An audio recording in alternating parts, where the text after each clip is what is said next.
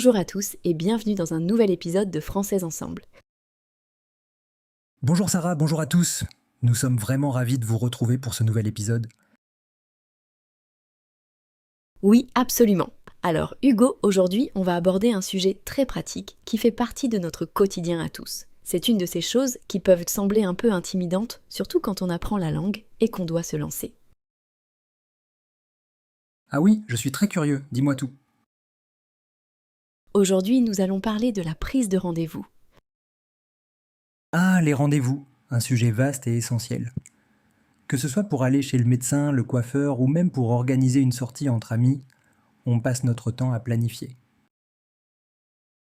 Exactement. On va donc discuter de la façon dont on gère ça, de nos petites astuces et peut-être aussi de nos galères. Alors pour commencer, dis-moi Hugo, comment tu te débrouilles avec ça ? Es-tu du genre super organisé, avec un agenda planifié des mois à l'avance ? Ouh là, tu commences fort. Pour être tout à fait honnête, je suis tout le contraire. Je suis un grand partisan de la spontanéité. Le contraire, c'est-à-dire ? J'aime l'idée de ne pas avoir un emploi du temps rigide, ça me donne un sentiment de liberté. Je fonctionne beaucoup au feeling, à la dernière minute, mais je dois admettre que cette philosophie a ses limites. Ah, je sens une histoire arriver. Oui, des tas, surtout depuis que j'habite à Paris. Dans une grande ville comme celle-ci, la spontanéité, ça ne fonctionne pas toujours très bien. Il faut tout anticiper. Exactement. L'autre jour, je me suis réveillé en me disant « Tiens, aujourd'hui, je vais chez le coiffeur ». Je passe devant un salon qui a l'air sympa, j'entre, et la réponse a été « Ah non, monsieur, nous sommes complets pour les 10 prochains jours ». C'est un classique. Oui, et le pire, c'est que ce n'est pas que pour le coiffeur. Ça m'est arrivé pour un restaurant que je voulais absolument essayer. J'y suis allé un soir, plein d'entrain, et on m'a gentiment expliqué qu'il fallait réserver 3 semaines à l'avance. La déception ?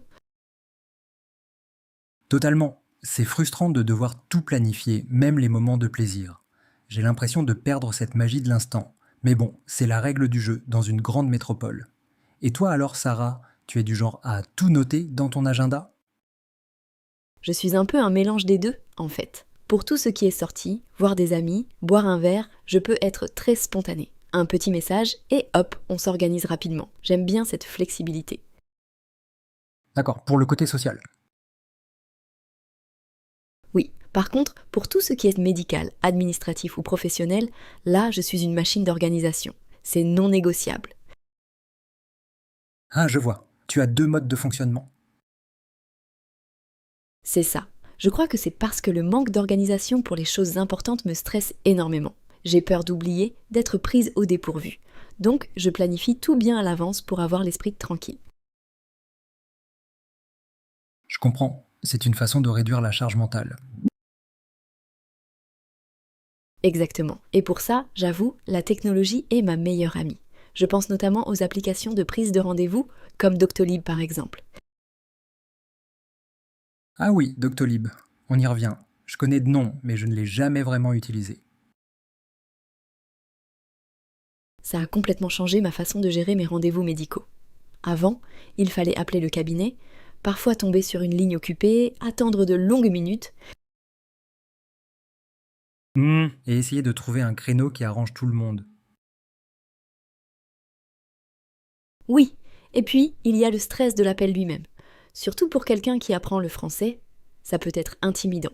Il faut comprendre ce que la personne dit, trouver les bons mots, je voudrais prendre rendez-vous, avez-vous de la disponibilité ? Je me souviens qu'à une époque, je notais mes phrases sur un papier avant d'appeler. C'est vrai que ça peut être une source d'anxiété. Avec une application, tout ça disparaît. Je peux le faire à n'importe quelle heure du jour ou de la nuit. Je vois visuellement toutes les disponibilités du médecin sur un calendrier. Je choisis ce qui m'arrange le mieux et en 3 clics, c'est confirmé. Vu comme ça, c'est vrai que c'est un gain de temps et d'énergie considérable. Et la meilleure fonctionnalité pour moi, ce sont les rappels automatiques. Tu reçois un email et un SMS 1 ou 2 jours avant le rendez-vous. C'est impossible d'oublier. Ça m'a sauvé plus d'une fois, je l'avoue. Bon, je crois que tu m'as convaincu. Je déteste passer des coups de fil en général, donc une solution qui me permet d'éviter ça, c'est parfait. Ça m'aurait évité ma mésaventure capillaire. Mort de rire, exactement. Et ça ne s'applique pas qu'aux médecins. De plus en plus de services utilisent des systèmes de réservation en ligne. Les billets de train, par exemple. Si tu veux un bon prix, tu as intérêt à réserver longtemps à l'avance. Ah oui, ça c'est certain. Tenter d'acheter un billet de train pour partir en week-end le vendredi soir pour le lendemain, c'est la garantie de payer une fortune. C'est ça. Au final, je crois que c'est une question d'équilibre. Il faut accepter de planifier les contraintes pour libérer de l'espace mental et du temps pour la vraie spontanéité, celle qui fait plaisir. C'est une belle façon de voir les choses. Planifier les obligations pour mieux profiter de l'imprévu. C'est une leçon que je suis en train d'intégrer, lentement mais sûrement. Et puis, comme tu le disais un peu plus tôt, bien gérer ses rendez-vous, c'est aussi une marque de respect pour le temps des autres. Tout à fait. Bon, eh bien, il ne me reste plus qu'à mettre tout ça en pratique. Ma première résolution, prendre mon prochain rendez-vous chez le coiffeur en ligne. Rire. Excellente initiative. Tu nous raconteras. Promis! Et voilà, notre discussion touche déjà à sa fin. Nous espérons que cet échange sur le monde merveilleux des rendez-vous vous a intéressé et peut-être même aidé. Merci beaucoup de nous avoir écoutés aujourd'hui. C'est toujours un grand plaisir de partager ces moments avec vous et de lire vos retours. Oui, absolument. Si vous appréciez notre podcast Français Ensemble, n'hésitez pas à vous abonner sur votre plateforme d'écoute, à laisser un j'aime ou même un petit commentaire. C'est ce qui nous aide le plus à faire grandir la chaîne.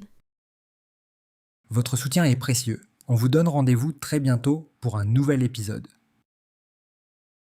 À très bientôt, prenez soin de vous. Au revoir.